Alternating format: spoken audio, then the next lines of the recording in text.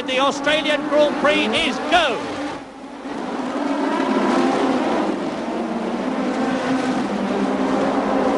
And it's a magnificent start for Nigel Mansell, but Alan Jones is left on the grid. Alan Jones has stalled his engine and has failed to start with the rest of the field, and there he is getting away. But Nigel Mansell went through from second position on the grid, and now Ayrton Senna is right up with him. Keke Rosberg is third, Alboreto is fourth, and off goes one of the Williams, and it looks like Keke Rosberg to me. But no, it's Nigel Mansell's gone off.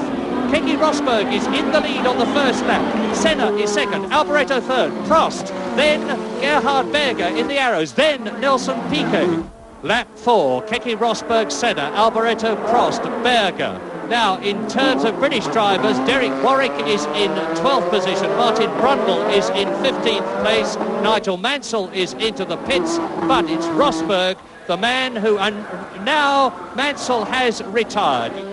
And there is now a 9.5 second gap between Michele Alboreto and Alain Prost that you're looking at battling for third, and the race leader Keke Rosberg on lap 12 out of 82. And Helmut Berger is coming in, we think, for tyres.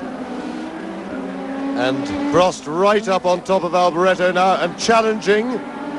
And Prost is through into third place, and that is significant because Prost was very quick this morning. Now that he's on his own, he's got clean air, his wings will work better. He'll be looking, and Alboreto is obviously in a bit of trouble because Sierra follows him through. Rosberg leads, Senna second, Prost third, Sierra fourth. De Angelis was fifth, but is now into the pits. So up to fifth position will come Piquet, which means both the Brabhams are in the top six. Behind Piquet, Niki Lauda, and then behind Niki Lauda is Alan Jones. And there is Nelson Piquet out of the Australian Grand Prix. Piquet has finished his last race for Brabham on foot. We've just had a message that Prost is in trouble. So where is Prost? The answer is that Prost is there. Look at this. Prost has blown it. Alain Prost has blown the tag engine or the turbo in the McLaren into the pits. That's the world champion. He was third. That means to say that Mark Sierra goes back up to third position. Now, and Senna is right with Rosberg. 1.72 seconds is the gap on lap 33. Now we're going to see a battle royal, because Rosberg will know that Senna is there. He will have had a signal. He may have even been told on the radio. And his problem is that he's got to get past Warwick, which he's done. He's then got to get ahead of the car in front of him, which is Boutsen. He's got one. He's got the arrows as well. So Senna has cleared the problem. He now has only Rosberg to deal with in the immediate future. Jackie Stewart, who's forgotten more about Grand Prix racing than most of us know, said yesterday that in his opinion, Ayrton Senna was about 2 years off his prime. Oh, a big mistake from Senna. So, and that certainly would be what Jackie meant, because in 2 years' time he won't even do that. Bad tactics by Senna. Here we see it again, right up on the curb, and he could have damaged the car because he really gave it a big bouncing over that curb.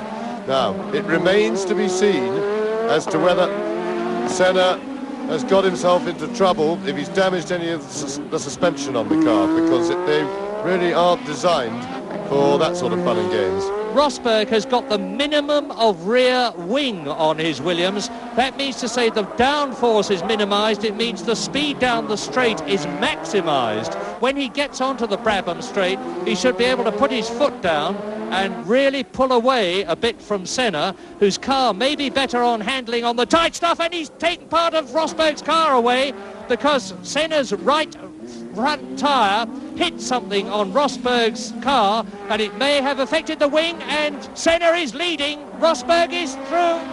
But Senna had knocked his front wing off. Rosberg was going for the pits, and Senna now only has one front wing on his car, and that may well affect his handling adversely. Here we see it again. He didn't expect Rosberg to slow down then. I somewhat sympathise with Senna for that. But you see there, the one front wing is missing, and that could well seriously affect the handling of Senna's car. Having lost his right front wing, and he's off. Senna is off onto the loose stuff. Is he going into the barrier? He disappears behind the stand. He magnificently rejoins the circuit, doing a bit of rally crossing, but his car now is going to be dramatically affected, and incredibly, the Brazilian, having been passed by two cars, waves furiously to his pits and is back on the circuit. And it really is, this is bad driving by Senna. He knows he's got a handling problem with the car. He's already found that out. Here we see it again. This is just a replay of what happened. Disappears behind the grandstand and out again. But when you know you've got a handling problem, you must adjust your driving accordingly. He's leading a Grand Prix. He's now lost both wings by the look of it, and he's got to go in for a new nose. He should have been going in that lap anyway. He had no business to be staying out. That's Mark Sierra stopped, so all of a sudden lots of drama in the Australian Grand Prix at Adelaide.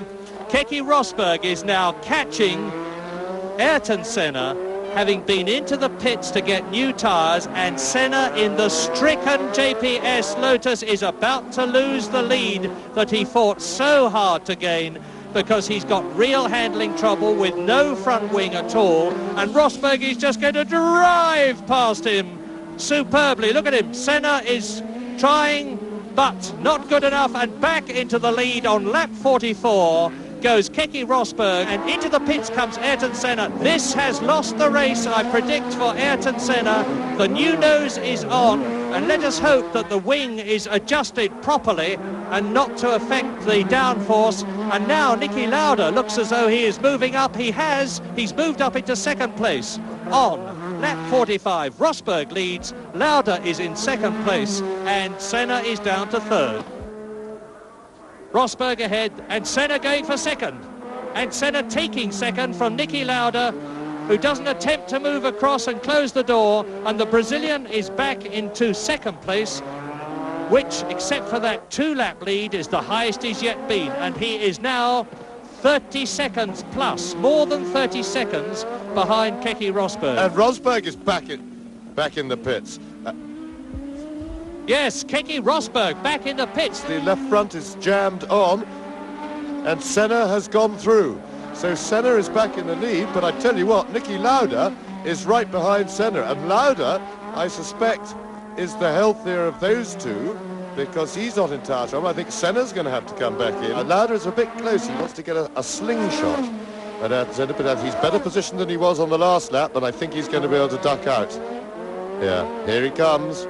Senna's not fighting back because he knows that he's in tire trouble, and Lauda looking supremely smooth. Of course, the other thing is Lauda can afford now to drive hard on his tyres, which the others can't, because they've got that much meat off them. They don't have the same potential heat build-up. Race leader, Niki Lauda, and off he goes. Niki Lauda's lost it, and he's completely smashed the front of the car, and he will reverse out, because it looks to me as though he hasn't damaged the left front suspension. Let's look at it again. Lauda off, up onto the curbing, trying to avoid the concrete wall, but he's smashed the left suspension. Lauda is out. And there he goes. Senna slows, and Rosberg goes through, and Keke Rosberg again rightly leads the Australian Grand Prix, and I think Senna's race is over. He's slowing right down. He's blown it. The turbo has gone on Ayrton Senna's Renault engine. Look at this. Now, is Streff going to defer to the team leader, Jacques Lafitte? I doubt it. It's end of term. Lafitte's waving away. No, Streff is showing full determination. And Lafitte is telling him to slow down, and Streff doesn't care. Well, I sympathise a bit with Streff, but Lafitte's shutting the door on him hard anyway. Jacques Lafitte is furious with Streff. He's angry with the new boy, and he's hit him, and Streff is going to be out of the race. He's destroyed his suspension, and that must be black mark for Philippe Streff.